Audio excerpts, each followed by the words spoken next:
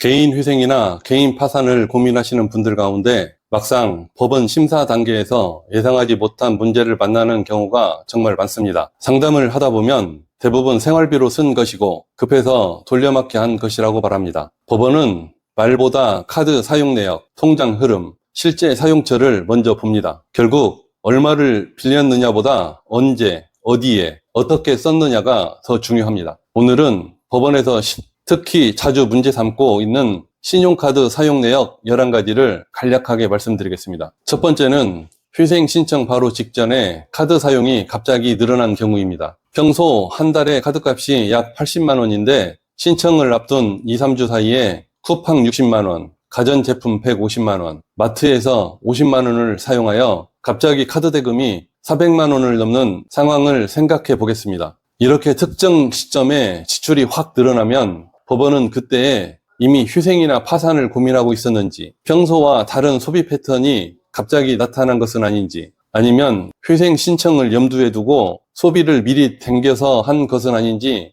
꼼꼼하게 살펴봅니다. 두 번째는 현금 서비스와 카드론과 리볼빙으로 계속 돌려막기 한 경우입니다. 예를 들어 현금 서비스 200만 원으로 카드값을 맞고 다음 달에는 카드론 400만 원 또 결제하고 그 다음에는 리볼빙으로 최소 금액만 내면서 버티는 상황이 계속되면 법원은 이미 자금 사정이 한계에 가까운 상태라고 봅니다.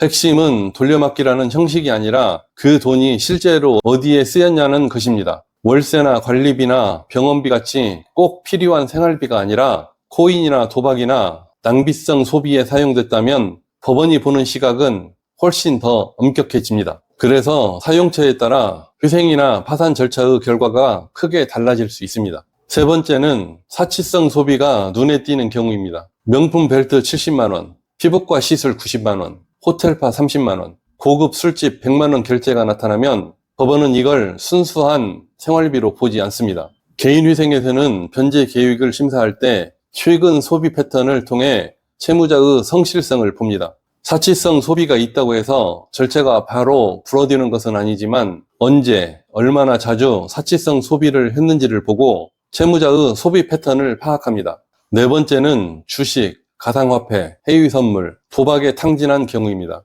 예를 들어 카드론 1천만 원 중 700만 원을 주식에 넣어 200만 원 손실을 본 경우, 코인 거래소에서 500만 원을 입금해 한 달 만에 200만 원을 잃은 경우입니다. 이런 내역은 개인 회생에서는 변제금 산정에 영향을 미치고 개인 파산에서는 면책 결정에 직접 영향을 줄 수도 있습니다. 그래서 코인이나 도박에 쓴 자금은 언제 얼마를 넣고 손실이 얼마인지를 그 거래 내역과 잔고 증명을 정확하게 정리해야 합니다. 다섯 번째는 카드깡처럼 허위 결제로 현금화한 경우입니다. 전자제품 매장에서 98만 원, 99만 원, 97만 원이 연달아 결제됐는데 실제 물건은 없고 현금만 270만 원 정도 통장에 남아있는 경우입니다. 이런 거래는 탈법적인 자금 조달 방식으로 의심됩니다. 그래서 법원에서 매우 좋지 않게 보고 채무자가 성실하게 빚을 정리하려는 사람인지 강한 의심을 받게 됩니다. 결국 관건은 그 현금을 월세, 병원비, 세금 같은 필수 지출에 썼는지 아니면 도박이나 사치성 소비에 사용했는지입니다. 따라서 같은 카드깡이라도 사용처에 따라 사건 방향이 달라질 수 있습니다. 여섯 번째는 고가 가전제품을 신청 직전에 할부로 산 경우입니다. 예를 들어 85인치 TV 280만 원, 아이폰 170만 원, 세탁기 200만 원을 산 뒤 곧바로 휴생이나 파산을 신청하는 경우입니다. 법원은 이 물건이 생활에 정말 필요한 물건인지와 채무자가 신청 직전에 미리 물건을 구매한 건 아닌지 따져봅니다. 그래서 같은 물건이라도 왜 그 시점에 물건을 구입했는지 그 이유를 설명할 수 있어야 합니다. 일곱 번째는 할부로 산 물건을 바로 팔아서 현금화하는 경우입니다. 노트북을 210만 원에 구입한 뒤 닷새 만에 135만 원에 팔았다면 75만 원 손해를 보고 그 대신 현금을 만든 셈이 됩니다. 이런 거래는 일반적인 소비라기보다 비정상적인 자금 융통으로 의심받기 쉽습니다. 법원은 구입과 판매 시점, 금액, 거래 상대방, 그리고 그 현금을 어디에 썼는지까지 보고 특정인에게 물건을 유리하게 넘긴 것은 아닌지도 확인합니다. 그래서 판매한 내역을 꼼꼼히 정리해 두는 것이 필요합니다. 8번째는 특정 채무만 먼저 갚는 편파 변제입니다. 현금 서비스 300만 원을 받아 지인한테 빌린 돈 200만 원을 먼저 갚고 다른 금융 채무는 그대로 두는 경우입니다. 회생이나 파산 신청 직전에 이런 식으로 돈을 갚으면 나중에 상황에 따라 취소 문제가 발생될 수도 있습니다. 그래서 누구에게 얼마를 빌렸는지와 언제 얼마를 갚았는지 그 돈의 흐름을 미리 잘 정리해 두는 것이 중요합니다. 9번째는 가족이나 지인에게 계좌 이체로 돈을 송금한 경우입니다. 카드론으로 600만 원을 대출받은 뒤 배우자 카드값 250만 원을 먼저 보내고 부모님 병원비로 180만 원을 송금한 상황을 생각해 보겠습니다. 사정을 들으면 이해가 되는 부분도 많습니다. 하지만 법원은 채무 조정을 앞둔 시기에 왜 가족에게 돈이 먼저 나갔는지 이 점을 꼭 확인합니다. 배우자나 부모처럼 가족에게 무상으로 주거나 가족에게만 유리하게 돈을 보낸 경우라면 채무자가 재산을 가족한테 빼돌린 것은 아닌지 다른 채권자와 비교하여 공평한 변제인지 꼼꼼하게 살펴봅니다. 그래서 병원비 영수증이나 입원 기록처럼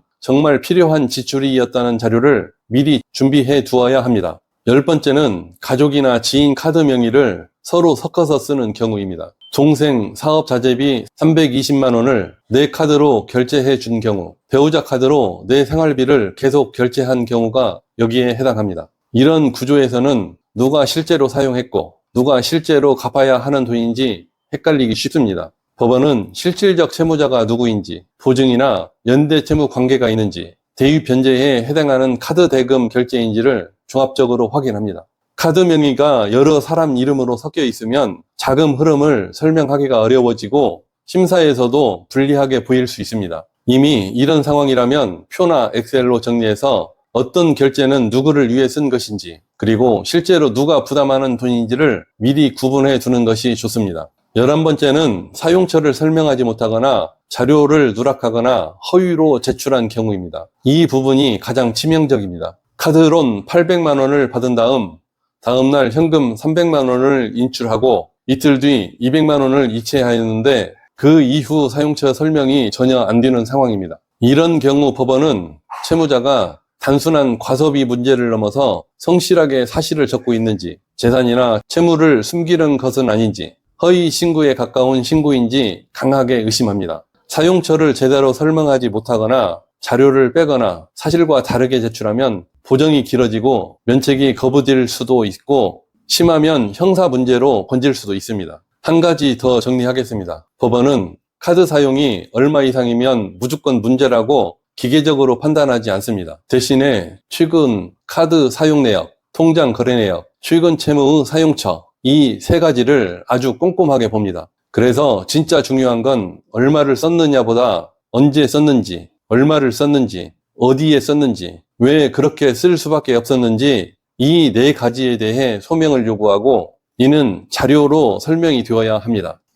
예를 들어 현금 서비스 200만 원을 받아 월세 80만 원, 병원비 40만 원, 생활비 30만 원을 썼다면 월세 이체 내역, 병원비 영수증, 생활비 사용 내역을 금액과 자료에 맞춰 설명해야 합니다. 반대로 200만 원을 대부분 현금으로 인출하고 이후 사용처 설명이 안 된다면 사건은 금방 어려운 방향으로 흘러갈 수 있습니다. 정리하겠습니다. 신용카드 사용 내역과 관련하여 법원에서 특히 문제 삼고 있는 내용은 신청 직전의 카드 사용 급증, 돌려막기 패턴, 사치성 과소비, 주식 코인 도박 사용, 카드깡과 같은 허위 결제, 고가 물품 할부 구입, 물품 구입 직후 처분하여 현금화, 특정 채무만 먼저 갚는 편파 변제, 가족 지인에게 자금 이체, 가족 지인 명의 카드 구분 없이 사용, 사용처 설명, 자료 부족, 허위 제출 이렇게 11가지입니다. 결국 핵심은 사용처 설명이 되느냐, 자료가 사실과 맞느냐 딱 이 두 가지입니다. 이 두 가지만 제대로 준비해도 개인 휴생이나 개인 파산 절차를 원활하게 진행할 수 있게 됩니다. 저는 서울휴생법원 휴생위원으로 수많은 사건을 심사한 풍부한 경험을 가지고 어떤 상황에 어떤 보정이 필요한지 휴생위원 입장에서 판단할 노하우를 가지고 있습니다.